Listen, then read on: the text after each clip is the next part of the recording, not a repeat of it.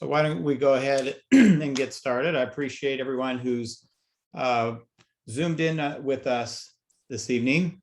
I'm Steve Pinkerton. I'm the General Manager for the Mountain House Community Services District and wanted to welcome you here this evening. We do have one of our Board of Directors, Bernice Tingle, who's online as well. And it looks like we have two board members on. I see Harry Dillon is on this evening as well. So we do have a couple of our board members also along with staff. And we thank you for your interest in the subjects that we have this evening. We will, as you probably know, we're recording this session and we will be putting this on our website so that you can refer to it at a later date. And of course, we often get a lot of people who can't make it right at 6:30 on a Wednesday night, but at their leisure can watch this presentation in the future. So we've put a lot of time into this to make sure that we've kind of got a one-stop shop now for a lot of this information. Why don't we go ahead and go on to the next slide? And you can see that we'll be talking a little bit about fire safety at the beginning. As you know, it's definitely fire season. And then be going into great depth about our community's master restrictions. And then we thought, because it's really another neighborhood related issue, and we're only about 7 weeks away from National Night Out. And we now have, with the board's support, a much more expanded neighborhood watch program. We wanted to kind of introduce the community more to the new and improved neighborhood watch program that we have. So if you have any questions, feel free to put them in the chat box down at the bottom, and we'll either answer some of the questions during the session, or we will save these up for the, if it's a simple one that we can answer while the presentation's going on, we'll just put it in the chat box at that time. Otherwise, when we get to the end of the presentation, we can answer questions there, and we'll be here as long as you'd like to answer questions. So without any further ado, I wanted to pass it on to our fairly new fire chief with French Camp Fire District, Marty Cornelison. Good evening. My name is Marty Cornelison. I am the fire chief for Mountain House as well as French Camp. And as Steve said, August 16th will be 1 year that I'll been the fire chief for the community. I just wanted to just give a little brief overview of our fire department. We do have 5 staff members that are on duty on a 24-hour shifts every day. We run an engine and a truck company out of both engines out of Mountain House Station 1. And as of last year, we ran 780 calls, just to let everybody know. And I think we're on track to probably go about 100 more calls more than that than we did last year. So that's just kind of a brief overview. As General Manager Pinkerton stated, it is fire season. And to kick off fire season, unfortunately, we have to have the fire services Super Bowl is 4th of July. And as we all know, we have fireworks, and majority of our communities like to partake in illegal fireworks. And it doesn't really matter where we're at in the state or the country, they're out there. I've been told that we do have illegal fireworks in our community, and with the support of the San Joaquin County Sheriff and rank and ourselves, this year we'll be out and about monitoring those activities to make sure that we keep our community safe. I'm not sure if our community has, or the members in our community have been aware of the DA and the San Joaquin Sheriff's Department has a task force, and they've been pretty busy this year. Since June 1st, they've been out and about utilizing the internet to be able to pursue illegal fireworks through sailors and for those who are purchasing them. They've, as you can see in the slide, they've almost have about 3,000 pounds of illegal fireworks and have made multiple arrests. I know in the years past, they have enforced our our illegal fireworks. And in some communities, especially in the unincorporated areas where Safe and Sane and illegal fireworks obviously aren't even to be used. So the task force will be, all the way through until 4th of July. And with that, I definitely encourage our community to self-enforce. If you see any illegal fire, honestly, it is very difficult to be able to catch individuals that are shooting off illegal fireworks. By the time we're able to get a unit over there, or either between rank and the sheriff, it's really hard to find those. So we depend on the community if they can give us, and it's hard, I understand, to have your neighbors and to turn your neighbors in, but it is definitely a difficult time when we are not able to catch these individuals shooting off the fireworks, and especially not just for the fire danger, but also for our pets and for our veterans that are out there. It definitely it takes a toll on our community. Next slide, please. Sorry. Just in our community, in our neighborhoods, I threw a couple of these slides up, and in some of these areas are our community, and our fire prevention since April has done the best job that I've seen in years of notifying the weed abatement offenders. I know in our community, I just spoke with our fire prevention officer, and as of right now, all the landowners and property owners that Mountain House has authority over has at least cut a 20 to a 40 foot perimeter around their properties. I know we had a late rain, which kind of brought back some of those weeds. So we're doing our best to get with those landowners again to try to tidy up the high grass. There are some areas in our community that aren't authorized by our authority, and we reached out to those the fire authority and to get a hold of those property owners to be able to mitigate some of the issues that we have. But some of the hazards that we have, obviously, if you live in Mountain House, you know that we have our winds, our dry grass, we have large areas, large open areas, and our dry vegetation that are up near our homes and our fences. So those are the reasons why we don't want to have those fireworks, either they Safe and Sane or illegal fireworks. Next slide. Just some stats on fireworks. There's about 20,000 fires that occur each year throughout the United States. Almost 2,000 of those are structures, 500 are vehicles, and then just over 17,000 other fires that are due to the illegal fireworks, or even Safe and Sane fireworks. Not to include the injuries that occur with those fireworks to mostly bystanders.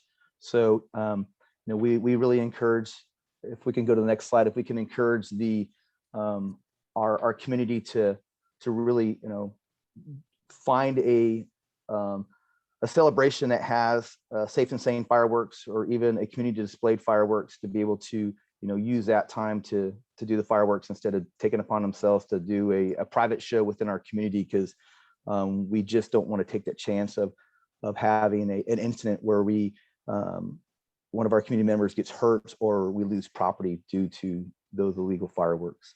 And as you can see, just some of the injuries that occur.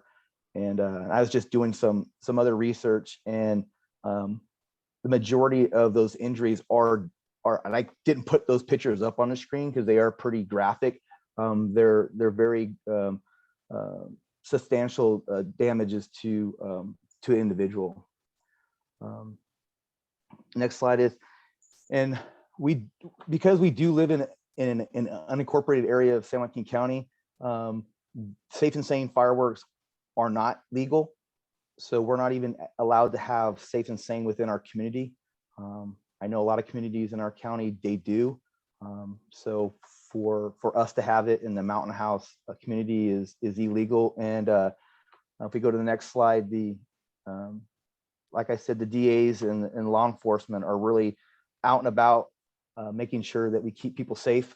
So the fines have gone up significantly over the course of the years, between $5,000 to $50,000 fines, depends on the type of fireworks and the amount of fireworks, and possibly, some jail time. So I really encourage our community members to refrain from, setting off even safe and sane fireworks within the community.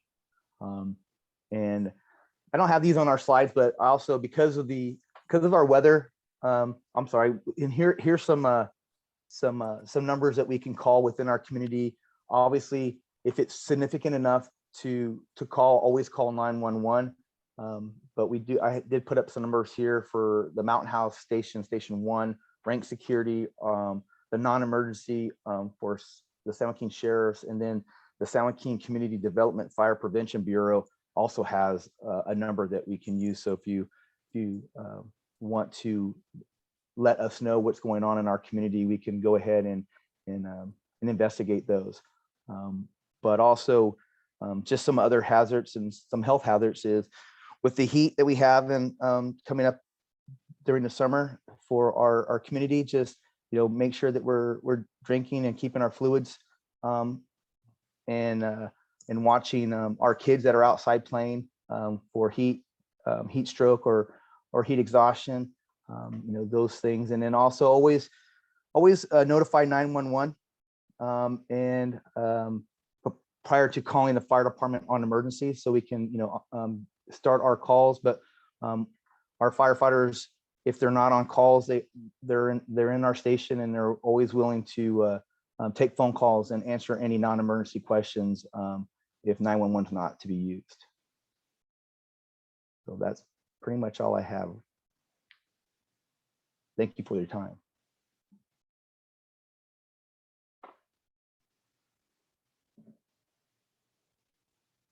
We have one hand up. Suresh, did you have a question? No, but It was Suresh, not Suresh, I think. Yeah. Sure. it's a Suresh. Yeah, I don't have any question, but I just joined as a general resident. But yeah, we already know that we are struggling. Last year there was a fire, and the grass around our College Park area is big. So I think that's all. Yes, Yeah, and yeah. I'm Go sorry, ahead, Steve. Marty. Yes, and we have, I have personally made sure that we've done everything within our authority as a fire agency in Mountain House to notify the particular areas, unfortunately, that we don't have authority over. I've reached out to the fire service that does, and within our San Joaquin County Fire Warden's office, and they're very aware of those areas as well. And I keep in touch with them bi-weekly to encourage them to be able to notify those landowners, which unfortunately they're not local landowners. So at some point, hopefully within the next week or so, if they're unable to mitigate the issues, that the San Joaquin County will take upon themselves to mitigate that issue and take actions against those landowners.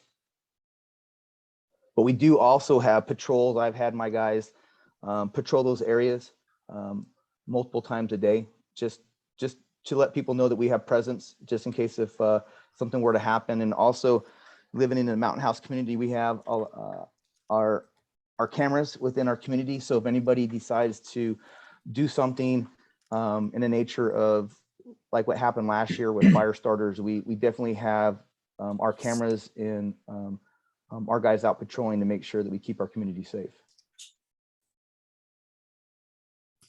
All right, thanks so much, Chief.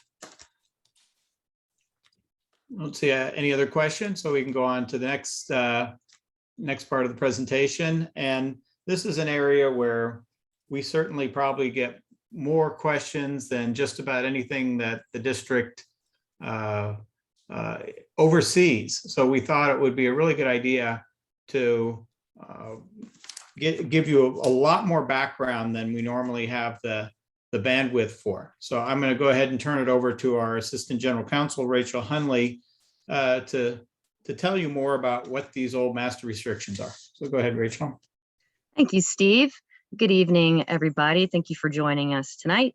As Steve said, I have the pleasure of being the Assistant General Counsel for this fine local governmental agency. And if you've been to one of the district board meetings, you probably saw John Bacher, the District General Counsel, who is my boss. So I'm going to kick things off on the master restrictions topic tonight with some of the meat and potatoes of the district and the master restrictions. So Mountain House, as you are all intimately aware, it feels like a small town, but it's actually not a city yet. Instead, it's in the unincorporated area of San Joaquin County. And because of that, the county is the default local government in charge of all of the things that a city would normally do. Mountain House Community Services District is also a type of local government known as a special district. Special districts are formed when communities want certain services and facilities to be provided either locally or with more local control. And specifically, Mountain House, as the title alludes, is a community services district, which is a particular type formed under a state law known as the Community Services District Law. And so instead of having to form a water district to have local control over the water and a fire district to have local control over the fire, CSDs are like a mix and match district that allow a community to choose the services and facilities that community would like to control locally. As you will see on the next slide, Mountain House is arguably the most powerful community services district in California because it's authorized to provide 18 different services and facilities such as water service, sewer service, parks, police protection, and many others. Mountain House, it was born back in 1996 by a vote of the community to allow local control over these things that would otherwise be provided by the county. And I won't read this entire list of the services and facilities this district provides, but I will draw your attention to the last item on the list, CC&R enforcement, because that is what we are going to be talking about today in our presentation. Next slide, please. To understand the master restrictions, it's helpful to have a general understanding of CC&Rs. CC&Rs are conditions, covenants, conditions, and restrictions, in some order of those words, that are basically mutual agreements between property owners in a defined area that describe various rules or limitations that everyone who purchases a property in that area agrees to follow. They are recorded on each property so that they will apply to future property owners.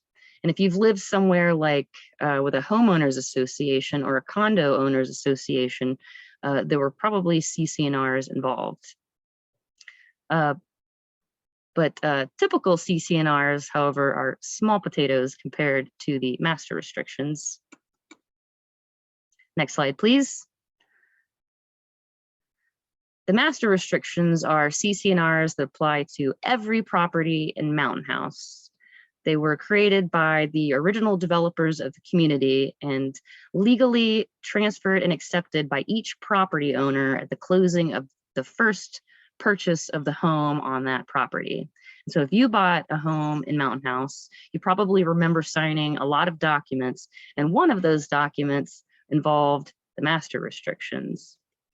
But without getting too much into the weeds about the legal nature of these things, suffice it to say, they're recorded on each property. They'll come up in your title search, and that means by purchasing the property owner automatically becomes a party to the agreement that is the master restrictions.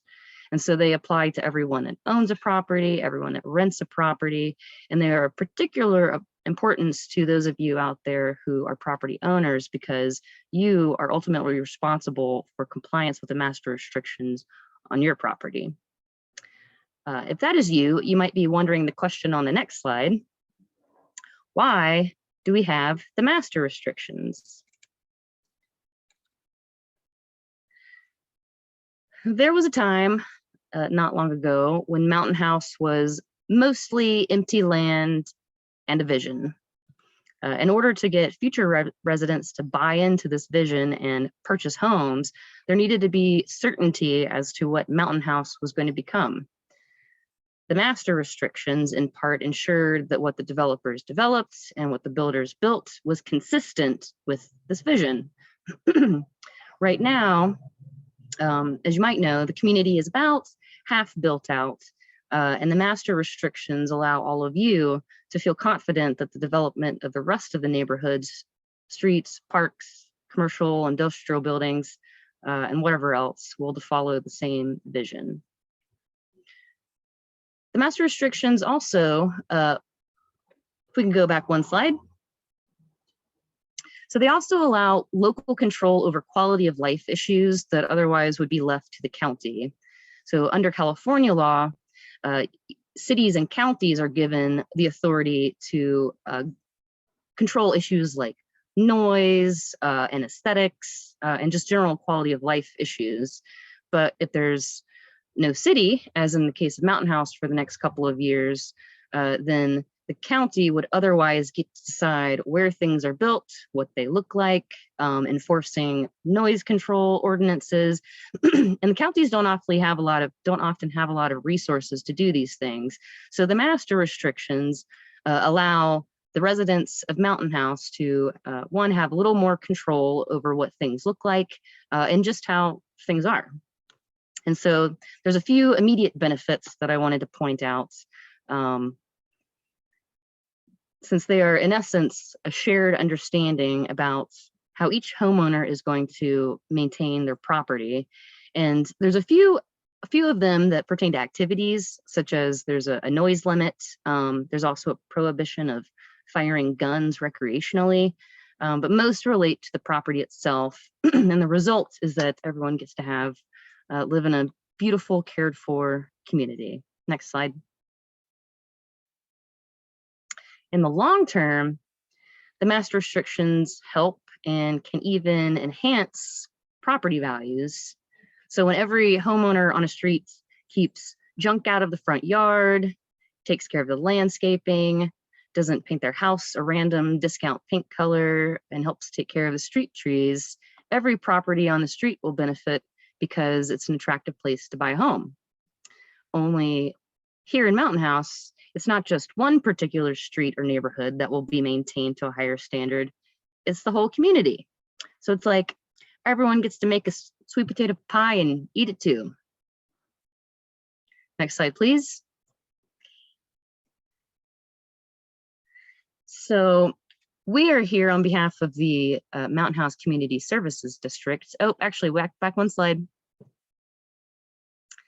So there's actually only 16 CSDs in the state that are authorized to enforce CC&Rs, and Mountain House happens to be one of them.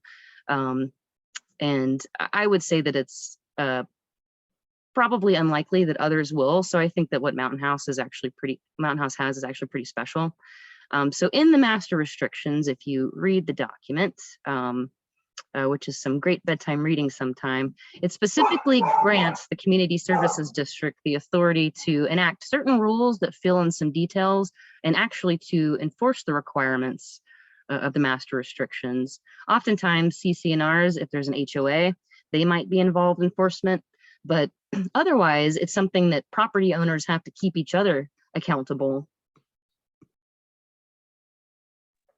And so Mountain House has been given the authority and permission to enforce the master restrictions. It isn't required to, but it also gets to decide based on policy, how it's going to approach this, because in the end, the goal is if everybody complies, then everybody is happy.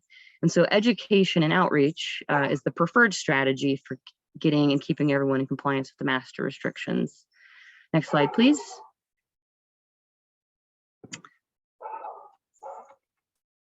So if you are a homeowner, you received a copy of the master restrictions at the time you purchased your home.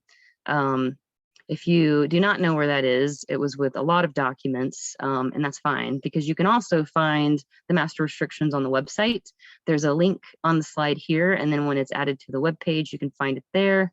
Also, I think that the district website's pretty easy to navigate, and you can find it on there. And you can also reach out to Cedric, who's going to be up next talking, to request a copy from him.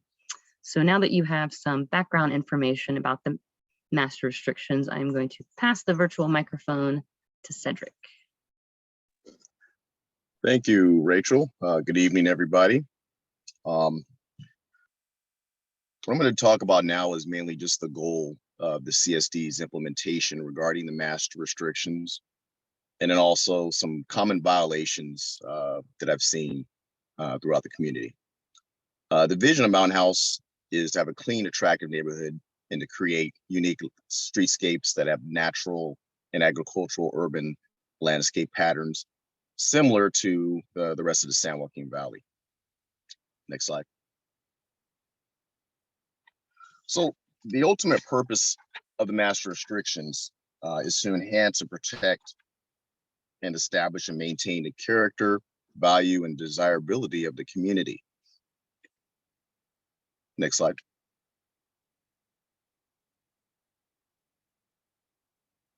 The function of the CSD's implementation is essentially the right, but not the duty, to enforce private covenants, conditions, and restrictions, otherwise known as CC&Rs, that are adopted for property within the boundaries of Mountain House Community Service District, and is to exercise those duties of architectural control committees as adopted in these CC&Rs. Next slide. So the goal of the CSD is to achieve and ensure compliance with the master restrictions. The CSD goes through this through education for new and existing homeowners and residents, working with homeowners and residents towards compliance, also providing warnings and if need be notices, and then if that doesn't work, imposing fines, and then also using other enforcement mechanisms when necessary. Next slide. We're going to show you a short video.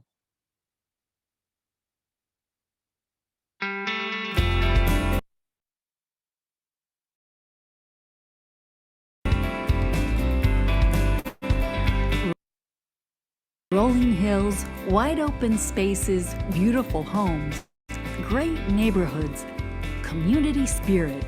This is just some of what makes Mountain House so special. This master planned community has been designed to retain these special qualities and continually enhance our neighborhoods. And with that comes rules and regulations. This may seem unnecessary, but they're in place to help us all maintain our property values and our quality of life. And who doesn't like that? So before we make any changes to our property, we first have to get approval from the Mountain House Community Services District, or we could get a fine. So let's look at what some of those infractions are. Exterior paint. We provide a list of exterior house paints to choose from because despite what our favorite color may be, it may not be our neighbor's preference at all. And that goes for fencing styles, colors, and sizes as well. Yard structures. Well, we have rules and regs for those too. You'll also need to get approval on a few more items.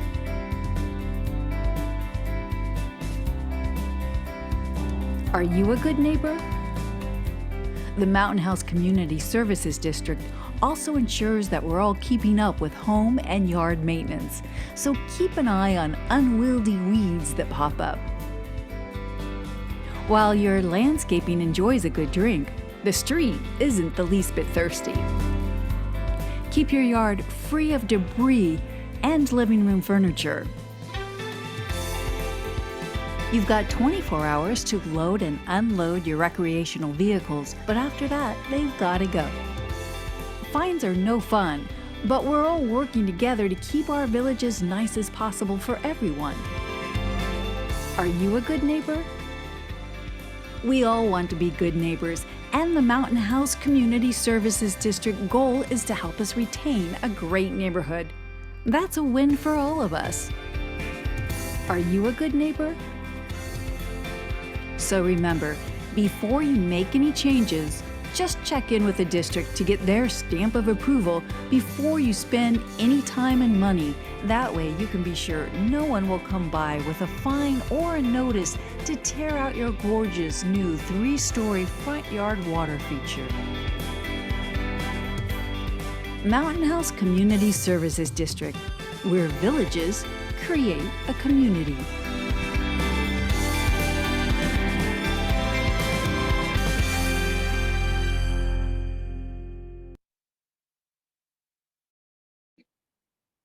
Okay, so that video basically gives you a real quick snapshot of what the district is looking for in terms of being a good neighbor, taking care of your property, and also following the master restrictions.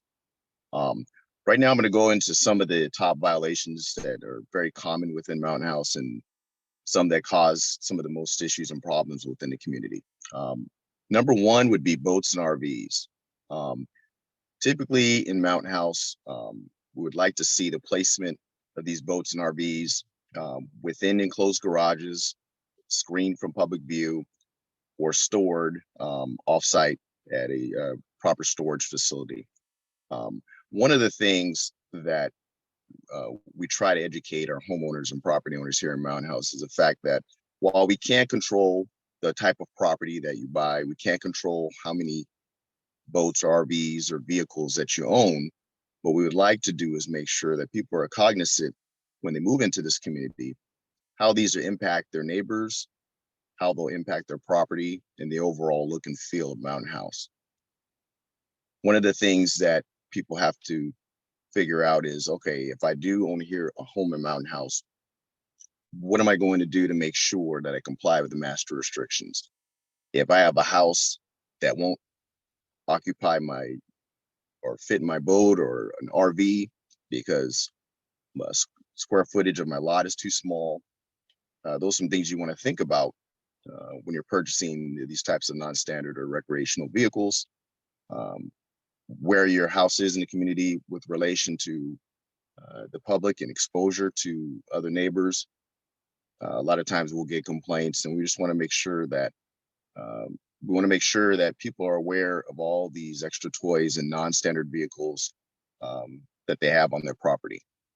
One of the things we want to make sure is that if you do have an RV or a boat, you say you're going out for the weekend or camping or something, be cognizant of how you maneuver that vehicle in and out of the community, how you park it, and just be cognizant of your neighbors and make sure you reach out to us regarding any issues related to those types of vehicles.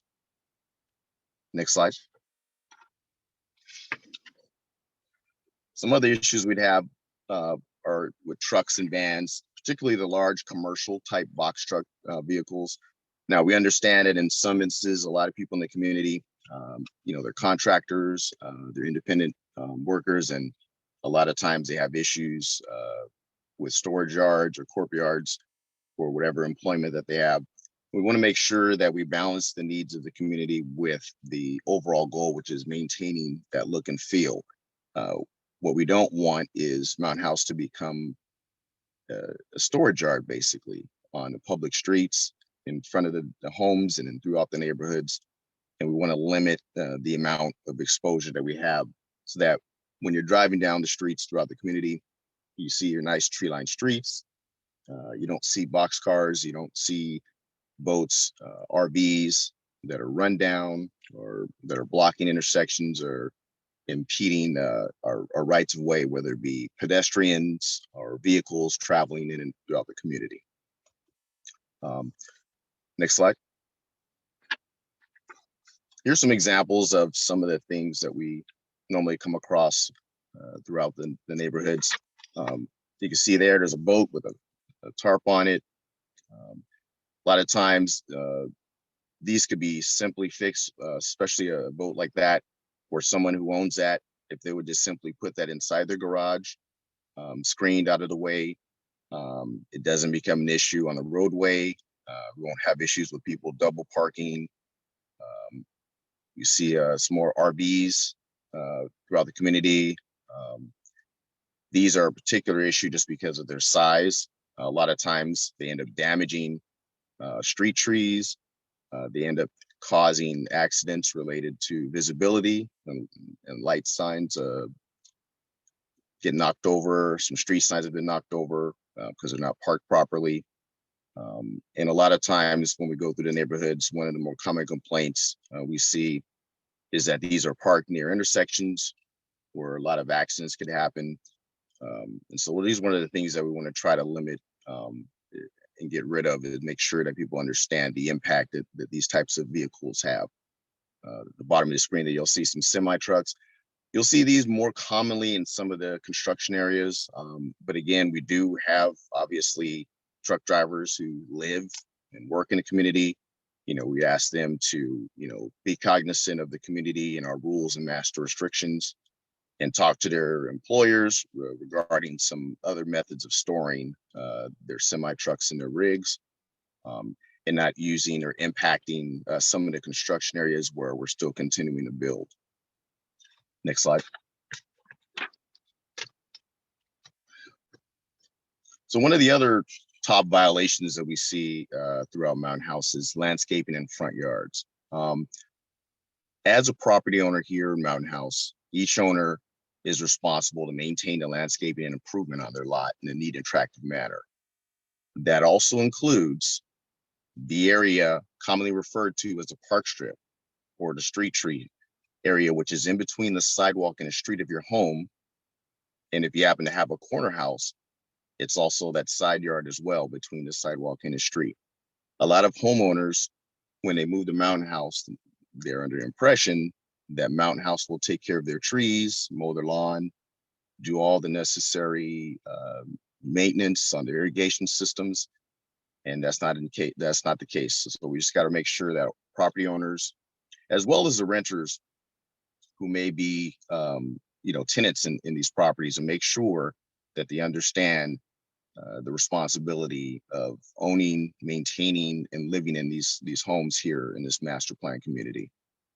Making sure that the trees are properly trimmed, making sure that the irrigation systems are maintained and operating in good order.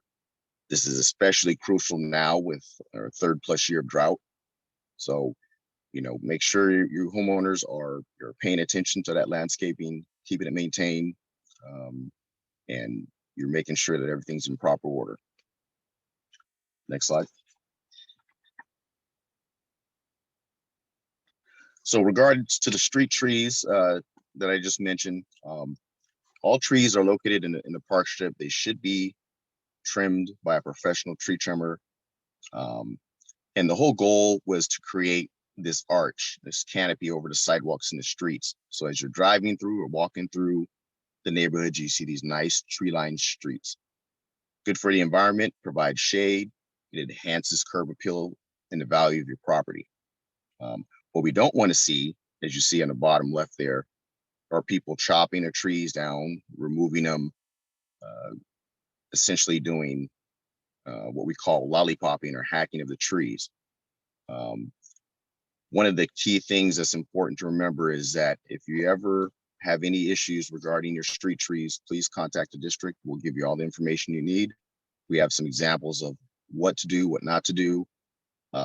If you do happen to have your own private landscaper or gardener, inform them as well. A lot of times, a lot of these companies or contractors may not have the best information regarding the maintenance of these street trees. And we differ than a lot of other communities where there are no street trees. There's just a curb and a sidewalk and you go straight to your house. So we want to make sure we can pass on that information. If you happen to have any contractors or landscapers that work for you, provide that additional information for them as well. Next slide. So here's an example of something that we don't want to see. Here, this homeowner instead of leaving the naturally installed grass and the irrigation in place, they took it out, and probably in the interest of conserving water.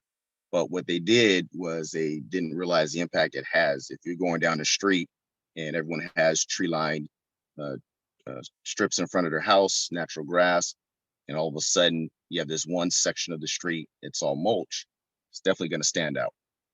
So something like this is not something that we want. We want to make sure that people, when they have ideas about improving their landscaping, whether it be for drought conservation issues, whether it be because they need to repair the park strip or repair irrigation, please contact the CSD. We'll give you information on how to go about the process. Next slide. Again, here's another example of someone who either didn't want to deal with the trees, and so they felt the best way was just to hack them. We don't want that. When you're driving down the street, when you see this, it stands out, and it definitely detracts from the curb appeal and the look and feel of the community. So definitely don't want it to see anyone do this. We don't want to see any gardeners or landscapers, chopping these trees down in the street. So these are some things that we look for, and these are the situations that can get a lot of homeowners in trouble. Next slide.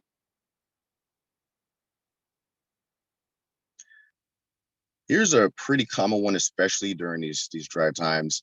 One of two things is happening here with this property. Either one, the homeowner just has very poor maintenance regarding mowing and trimming the trees, cutting back the overgrowth, or it's a property that's not taken care of, and it's because it's abandoned. So in those both situations, ultimately the property owner is going to be responsible for cleaning this property up. And situations like this, the property owner will be issued a warning, and if it isn't adjusted or fixed, then at some point they'll get a fine, and then we'll go to other methods of getting this property corrected. One of the things about this is not only the look and how it basically diminishes the value of the home and the look and feel of the community, but there's also some safety and security implications to this. I mean, you can barely see the front walkway. You wouldn't know if someone's hiding in the bushes if you're living in this property. So those are some other things that can take in consideration. You want to make sure that you're keeping your property clean, you're maintaining that landscaping, because it not only looks good, but it also helps you and protects the community. Next slide.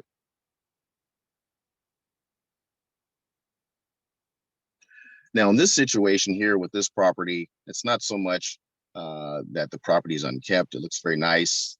Lawn looks mowed, trimmed, edge. But in the instance of this, because it is exposed to public view, we have these ornamental decorations and designs that a lot of people like to put on their front yard or front porch.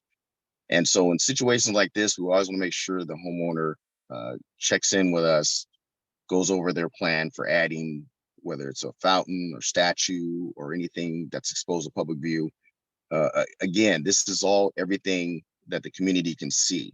If this was something in your private backyard, it wouldn't be an issue, but we want to make sure that people are tailoring their designs and their additions to their front yard to blend in with the community, and making sure that, again, they're taking care of the landscaping and they're making things that kind of suit and fit the neighborhood. Next slide. So we do have a pre-approved plant list for trees and ground covers. So if there is a situation where you feel that you have to remove a tree, or you want to do some changes, again, in the interest of conserving water, having a low maintenance yard, everything from drip systems to drought tolerant ground cover. We have ways to get that stuff approved so the property owner can go ahead and make those changes to enhance their property, but also to keep in line with the master restrictions. You want to consider appropriate concepts and designs, again, like I said, to blend in and retain that community aesthetic. Again, if it's something that wouldn't necessarily go in the front yard based on the master restrictions or what you see within the community, try to reserve that for your own backyard. Next slide. So one of the things related to the master restrictions is the concept of what's commonly referred to as architectural control. Basically, an owner must attain approval from the CSD before they do any changes to their property.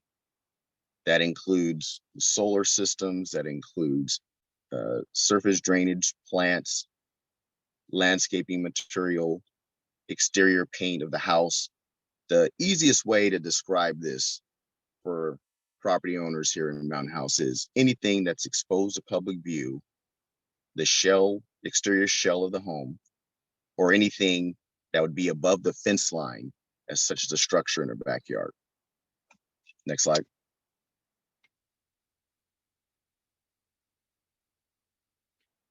So again, this requirement to get approval from the district applies to all construction and alterations or improvements in the community. So whether you're digging an in-ground swimming pool, whether you're putting up a pergola or California room, whether you're removing some of your grass to put in plants or river rocks, or putting in a small fountain near your porch, all these things are what are commonly referred to as landscape or improvement changes and fall under this category of architectural control. So just remember, anytime you want to do any types of those changes, please contact the district and we'll go ahead and walk you through the process to get approval. Next slide. Keep in mind that not all changes will be approved. Certain things such as large driveway expansions using concrete, blocking, covering utility easements, removing trees without approval, retaining walls and sound walls. Those types of things would not necessarily be approved in all situations.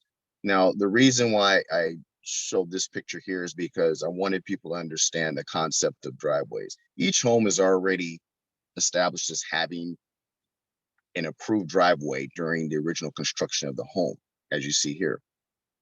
However, there are a lot of times when people, what they want to do is to eliminate the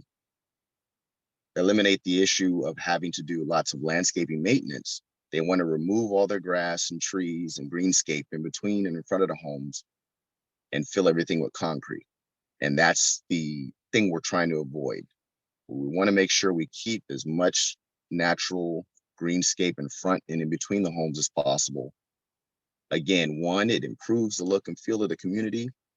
It's good for the environment. And it also makes sure that we keep a consistency throughout the neighborhoods. When removing trees, there will be certain circumstances where a tree has to be removed or replaced. Again, you can talk to us and we'll go ahead and walk you through those cases. For instance, if a tree was knocked down because of an accident, or if a tree is diseased and dead and the homeowner needs to remove it because it's going to fall down, we'll walk you through the steps to get approval to remove and replace that tree if need be.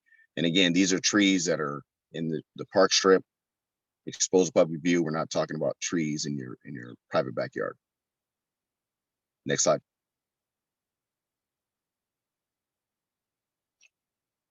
So one of the other violations that we see a lot, which has been a very big issue here in Mountain House, is parking, especially with the growth and expansion of our community, the ongoing construction.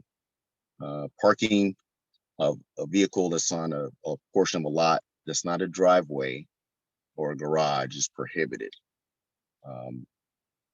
The indefinite parking of vehicles, including trailers and some of those non-standard vehicles that we mentioned earlier, like RVs and boats, on any driveway other than the exterior parking lot is prohibited.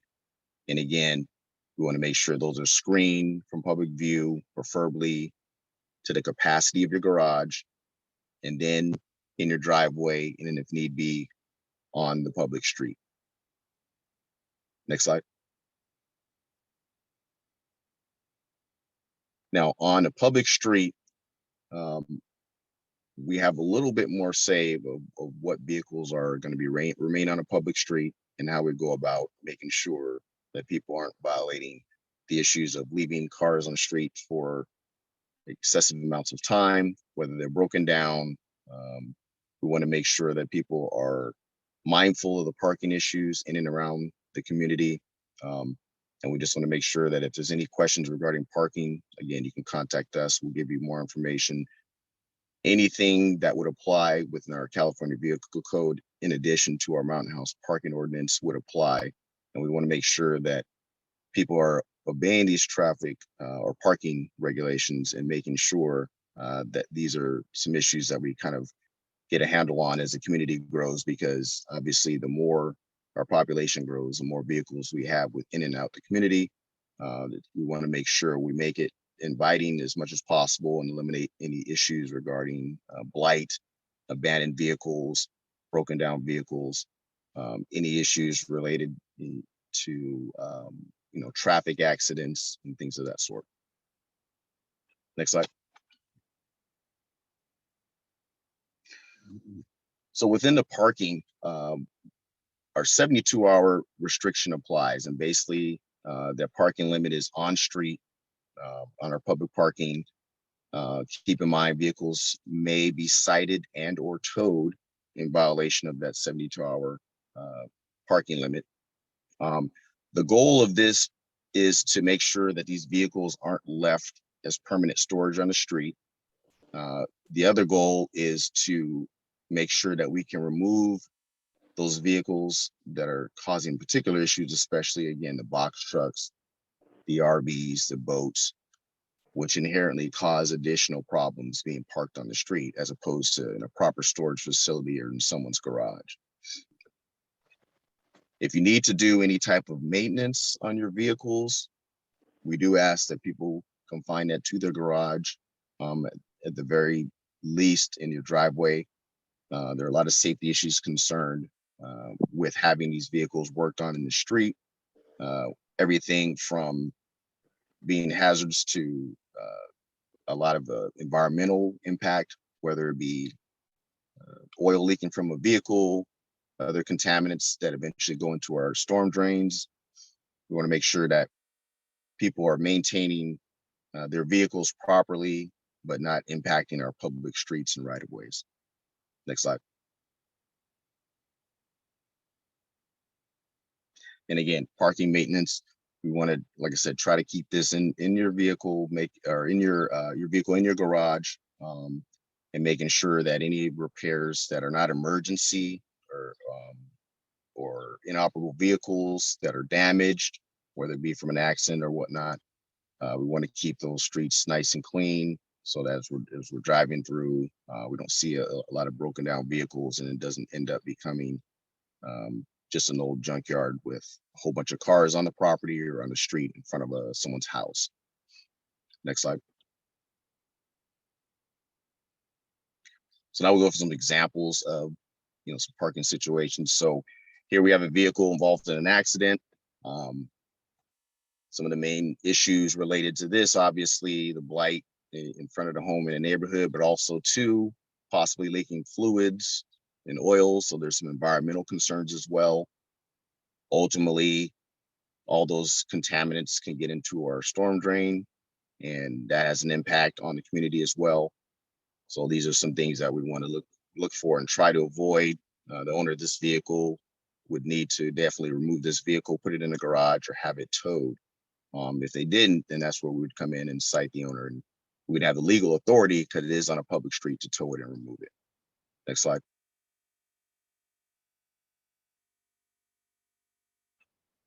So here's another example.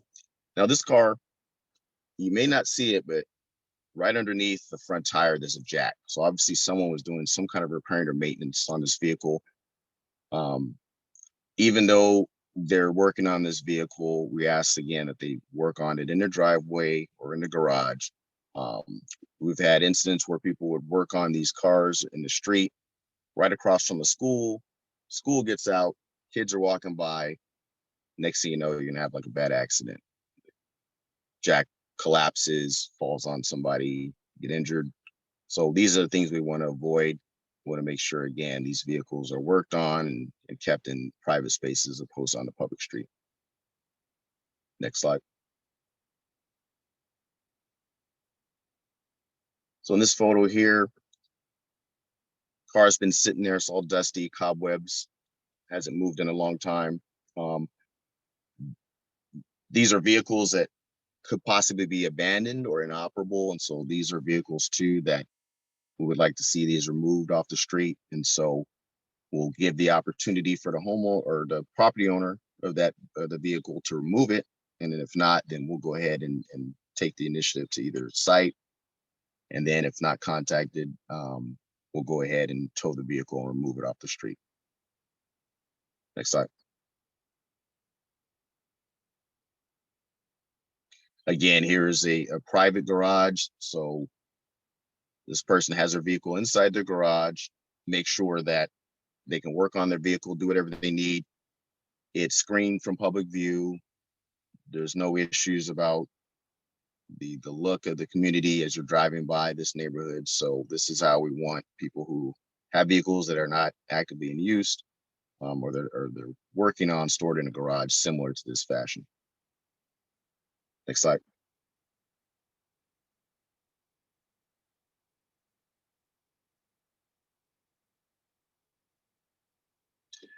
One of the next common violations is garbage and refuse containers.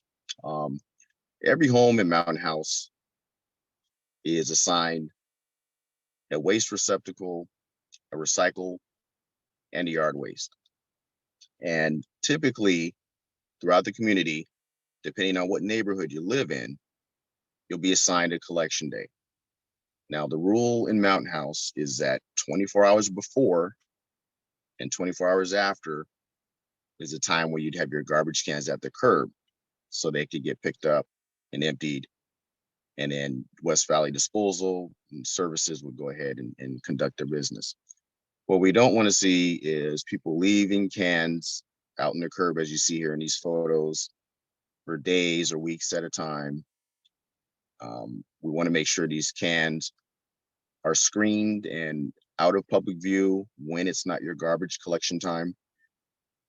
If you have an issue with regards to pickup, you can always contact West Valley Disposal. They'll let you know the time your pickup's going to be. If you have issues with not having a large enough container and there's overflow like some of these pictures have and you feel you can contact them and you can arrange to have a larger receptacle delivered to your house. But what we don't want to see is cans of stuff out on the street, whether it's in the alleyways in some of the communities or whether it's on the curbs of the street until it's time for your garbage pickup day. Next slide.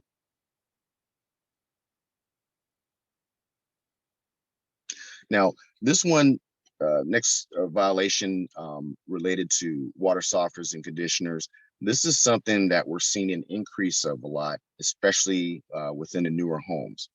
One of the things that we want to do is try to educate the public with regards to how water softeners and conditioners not only impact your home, but the community, the environment, and also our wastewater treatment plant.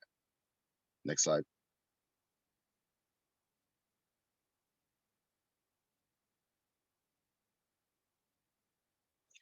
So these water softeners and conditioners, although they're very popular nowadays for a lot of new homeowners, they do create some issues. Our storm drainage system for the community drains into adjacent waterways. For this reason, we don't want to see any sewage, garbage, antifreeze, any type of chemicals deposited into our storm drain systems or in the streets or gutters that drain into them. For that reason, the salts from soft water systems in the community are soft water conditioners are things that we're trying to make sure that we get a handle on. And so when a homeowner wants to install these water softening systems, there's a process that they'll have to go through. Either the homeowner or the contractor or manufacturer that they're selecting from, we want them to apply for a permit at the CSD. And we can go over the information regarding the best operable system for the community and also for the homeowner.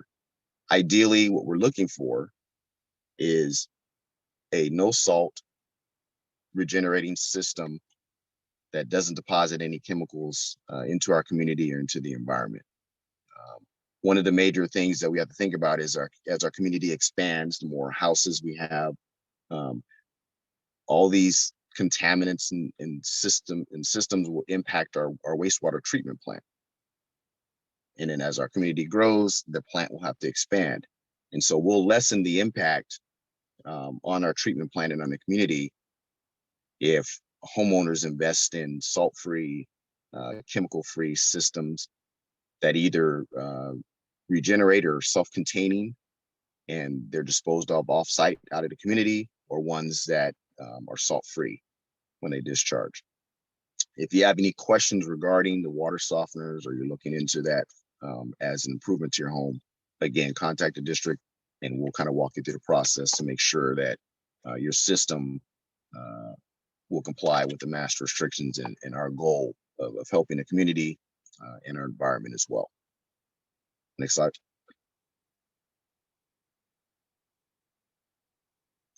So you'll contact the CSD to get a permit.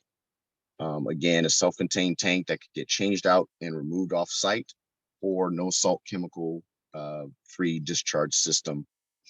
And then there's some calculations here that we base on some of these water softeners that are installed now comply with a lot of the upgraded ordinances and regulations regarding discharge and salts and contaminants that are deposited into the environment and system. If you have any questions, again, please contact us and we'll again walk you through it. Next slide.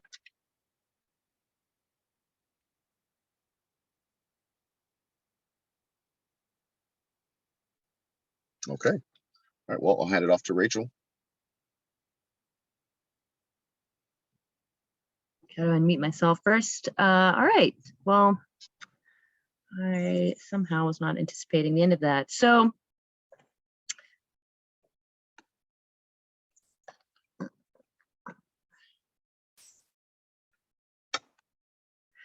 hello, everybody again. I just have a few more slides for this portion on master restrictions. And as you can tell, there's been a lot of information packed in here and even a lot of text on the slides that Cedric wasn't reading verbatim, the sections of the master restrictions. And our hope is that this presentation is something that you can come back to. You'll be able to find it on the website and read it in your own time, especially those 6 common violations, which based on some of the questions are definitely things that are on people's minds. So to wrap up this master restrictions extravaganza, I'm going to briefly talk about how enforcement actually works. It's my hope that this information simply allows you to better understand how your local government works, but it's also something you can come back to if you end up getting one of Cedric's letters. Next slide, please.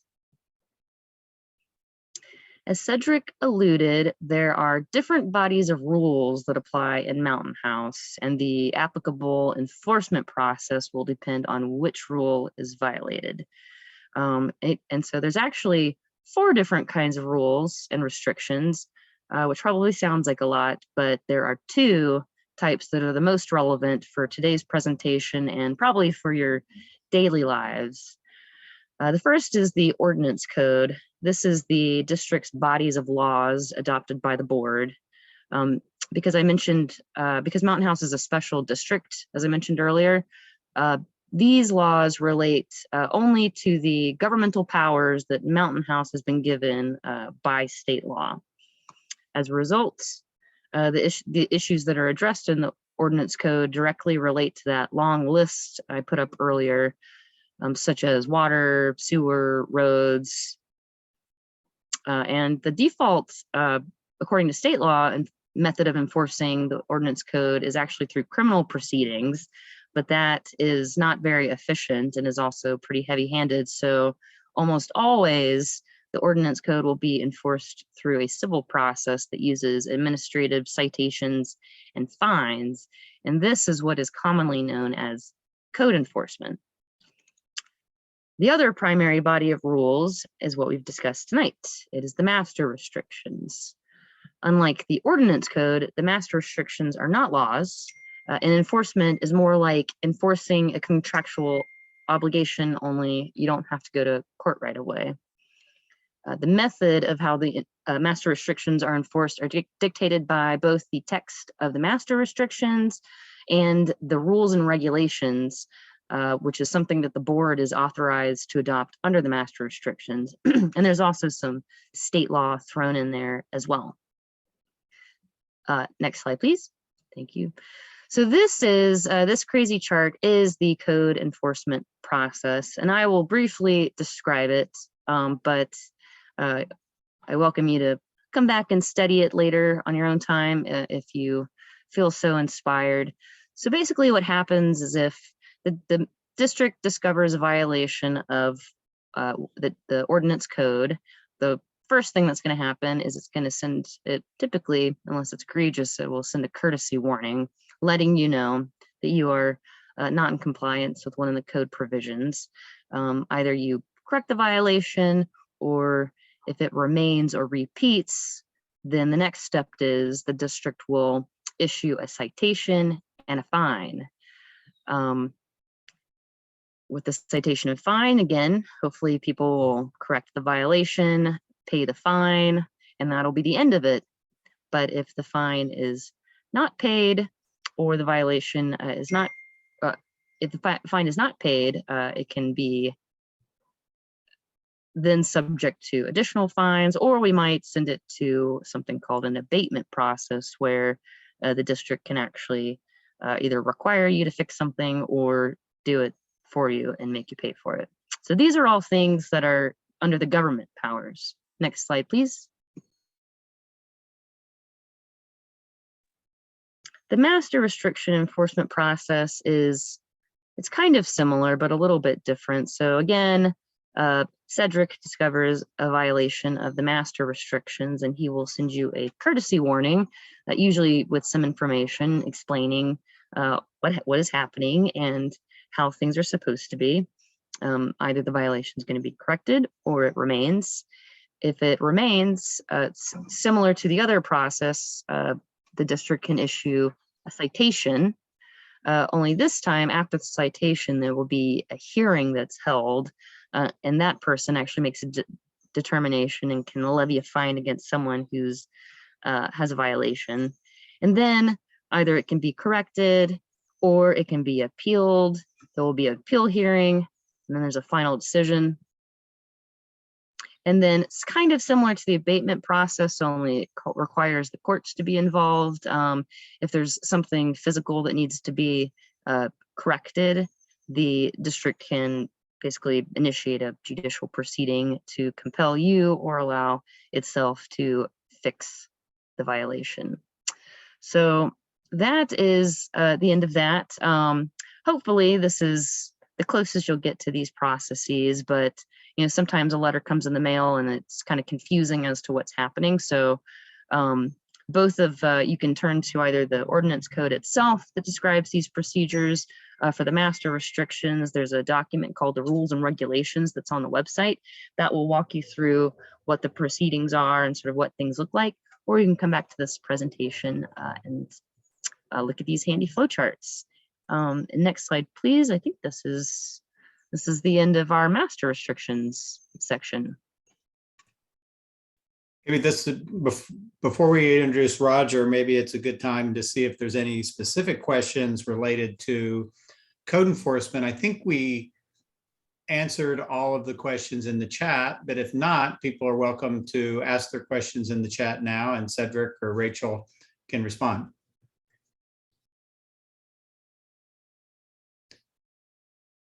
And if there are no questions, Roger, we can continue. Okay, we saved the best for last. We're going to talk about Neighborhood Watch. So I'm Roger. I'm the Community Preservation Officer here in Mountain House. So I'm going to give you a quick spiel on Neighborhood Watch and hopefully get people to join and get a little interest going. So bear with me.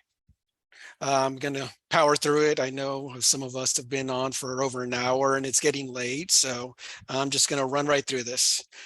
So next slide, please. The Neighborhood Watch is about community, and for the most part, that's why most people moved into Mountain House, either own or rent, because of the safety, security, and just the overall aesthetics. It's a great place to live, and it's beautiful. So safety reduces the fear of crime and empowers neighborhoods to be vigilant. Security increases surveillance in the neighborhood within the residents.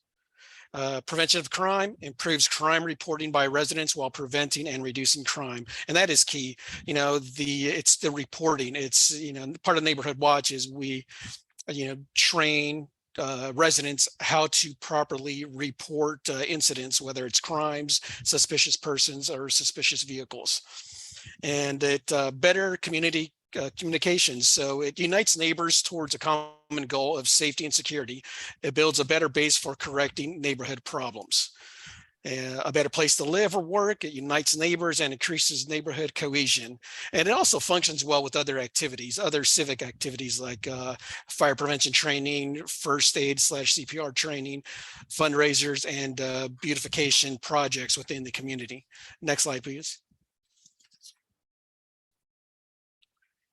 And the 1960s, police needed help and citizens formed unofficial neighborhood watch groups. So Neighborhood Watch is one of the oldest and best known crime prevention concepts in North America.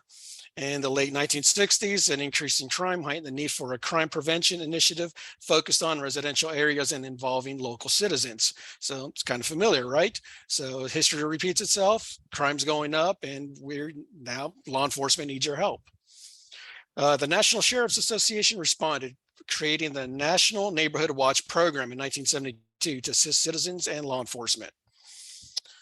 So the NSA created it, and it branched off to other organizations, which is the National Association Town Watch, and there's other associations or groups that have their hand in the Neighborhood Watch. Next slide, please. Okay, and we all know McGruff. So McGruff the Crime Dog has helped spread the word about crime prevention, and today is recognized by more than 90% of US citizens as the community crime fighter, and he is joining Mountain House. So McGruff will be here hopefully and make a debut for the 4th of July parade. So fingers crossed. Let's hope he stays within the shipping container confines and makes it here on time. So McGruff says, citizens of Mountain House, it is everyone's business to the prevention of crime. And I won't go into too many details in the history of McGruff. Just there have been numerous PSAs, public service announcements with McGruff, and it targets a lot of the children on crime prevention and safety in general. Next, please. What is Mountain House Neighborhood Watch? Well, it's working with neighbors to prevent crime, report suspicious activities to the sheriff, and also rank security. So we have the benefit of having law enforcement and supplemented with private security patrols. So it's also rewarding villages for participation. So villages that create neighborhood watches, they'll be rewarded, maybe special appearances by McGruff or other handouts or freebies. We don't know. So we won't know until you start a neighborhood watch. So hopefully those participants here in this community meeting are gaining interest, because we need you in this community. And it unites neighbors, and it's learning. It's not only just going over crime stats and speaking with law enforcement or the fire department or the community preservation officer. It's also speaking with your neighbors, and also in those meetings we can throw in training. I mean, CPR training, first aid training, just training on how to assess your home security. So those are other tools. Next, please.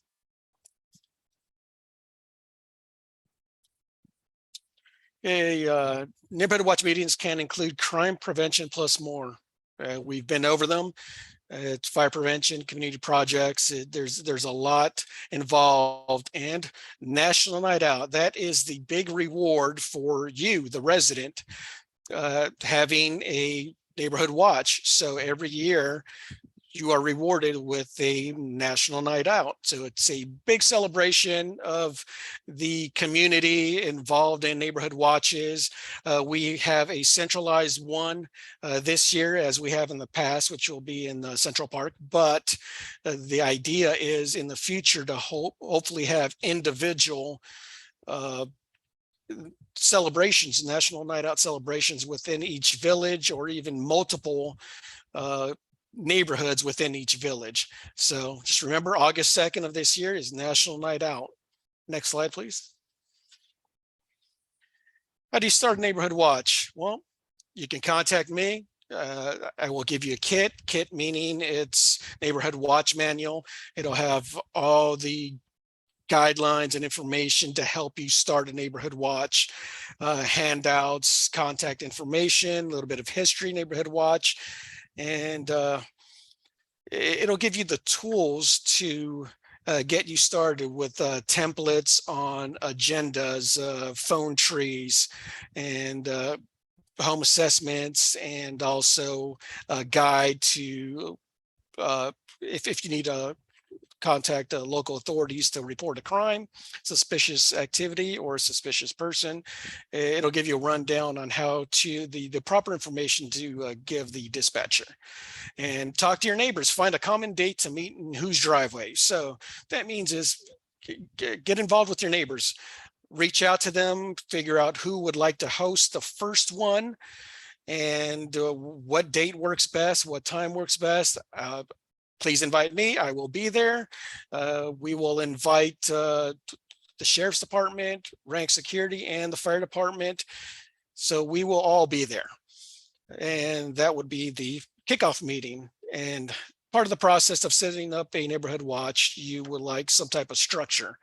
So with the structure, it's a block captain, co-captain, a scribe. The scribe is the one who records the details by taking notes, and basically it's the minutes, writing down the minutes, and become an official neighborhood watch group and make a difference in your community. So you can register your neighborhood watch group, and we'll have all that information at the end.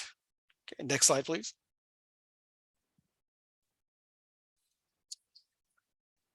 Contacts. Okay, so crime prevention, email addresses up on top, our Facebook page, National Neighborhood Watch, National Association of Town Watch. That is where you register for the National Night Out.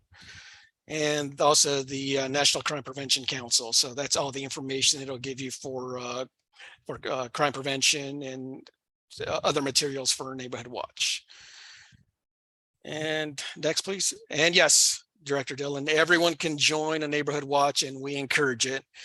And what is a neighborhood watch? What a neighborhood watch is not is you are not the police.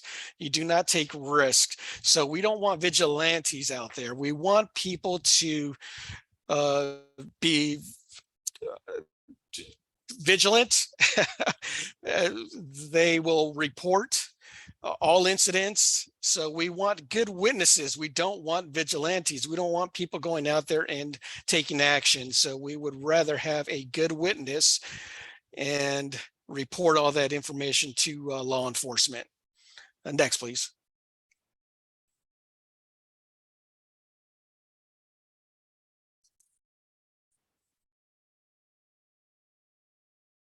Additional contact information, my phone number, my email address, the MCSD main line, the Sheriff's Department non-emergency number, and rank security, their dispatch.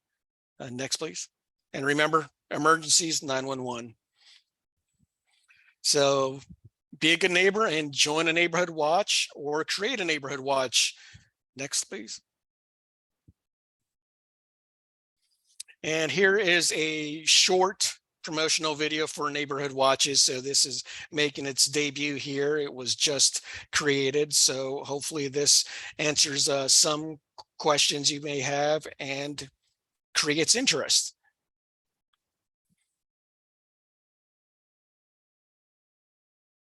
Okay, that was a short video. I didn't mean that short.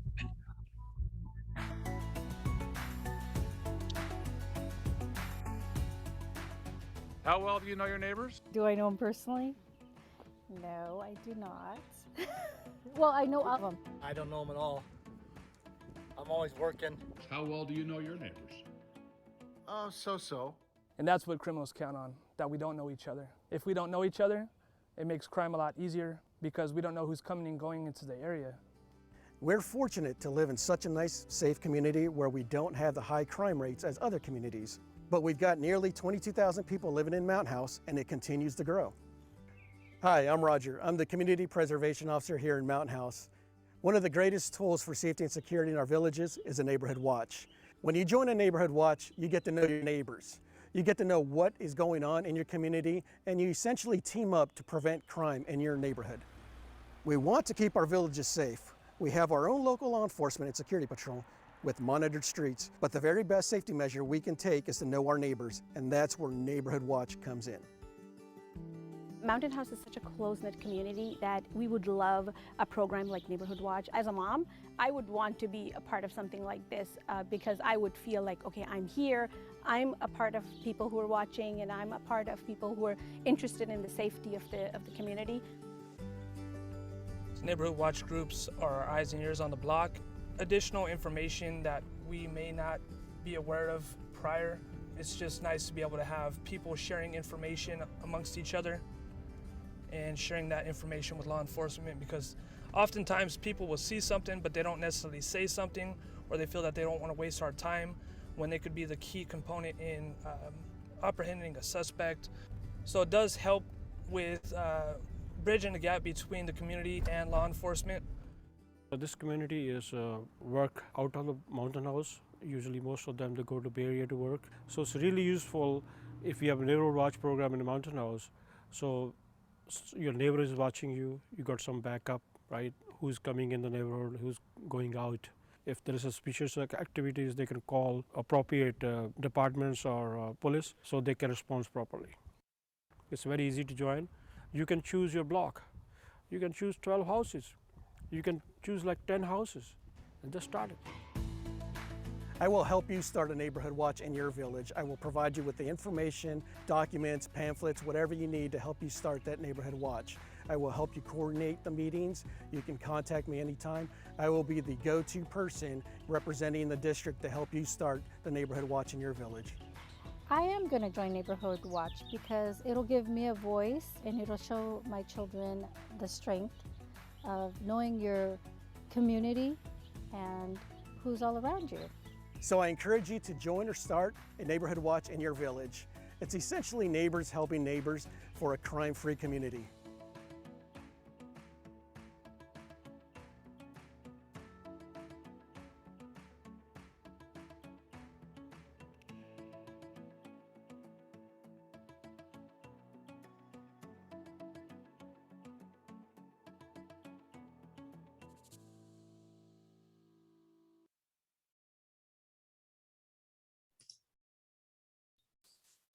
Okay.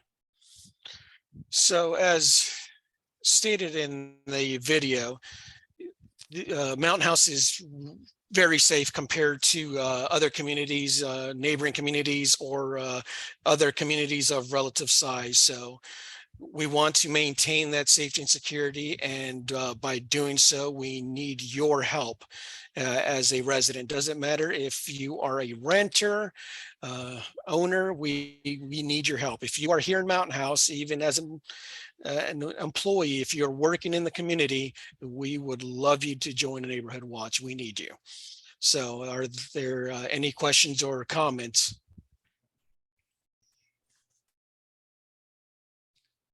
See here. I do not see any, other than I think Harry already answered the main question, is whether you're an owner or a renter, anyone can join the program. That's I think the biggest thing we want to emphasize is Neighborhood Watch is open to everyone. And we hope to see you all on August 2nd, right, Roger, after work? Yes, for National Night Out. And you might want to also mention your Facebook page. Yes, it was on one of the screens, but we have a crime prevention Facebook page. So you'll be able to access it through the slides, or if you are on Facebook, just look up Mountain House CSD Crime Prevention, MHCSD Crime Prevention, and you will find us. And you can message me through Facebook if you have any questions. You can send me an email through my email address or the generic Mountain House CSD Crime Prevention email address, and I will get back to you as soon as possible. We had one more question. Are you going to establish rules and guidelines for the program? For the neighborhood watch, that I Yes. would like to leave up to each individual neighborhood. So we don't want to control the neighborhood watches. We're there to just help them along, help them kick it off to start, and provide you with whatever resources you may need. But, you know, as far as the control, we would like to leave that up to each individual neighborhood and neighborhood watch group. All right, any other questions?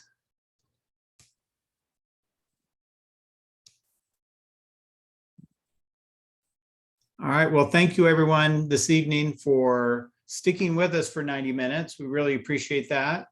We'll probably have another community meeting sometime in the next 60 to 70 days, probably wait until after the summer break. So that, which isn't that, as you know, isn't that long. School starts, I believe, the day after National Night Out on August 3rd.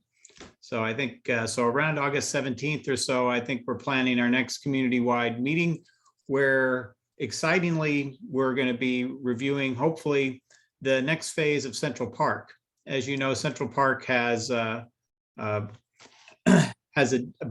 I'd say we have about a third of the Central Park built. Future phases include more tennis, an amphitheater, a dog park, and then that's the next phase: amphitheater, dog park, and tennis. And then we have a phase after that, which will include large sports fields, including room for soccer, cricket, and Little League baseball, and most excitingly for a lot of folks, a swimming pool and likely a play pool as well, along with the community recreation center.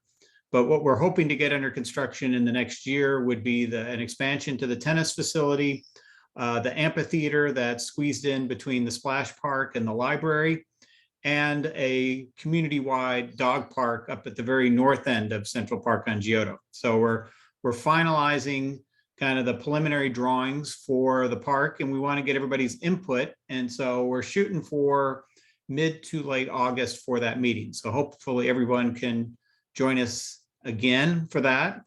And I also wanted to mention that for those of you who live in Wickland Village, we have ordered the mailboxes, the cluster mailboxes, so that hopefully this fall they will arrive. We'll be able to remove all of the very aged, fully attritioned out mailboxes in Wickland Village that, as you know, are not similar to the mailboxes in the rest of our other six neighborhoods we have at this point in time. And the goal is before Thanksgiving, we would have all new cluster mailboxes in Wickland Village. So everything seems to be on schedule so far, but when we have another meeting, we'll keep everybody up to date on that. So thank you again for your time, and we'll talk to you all soon. Thank you. Have a good evening. Thank you. Good evening.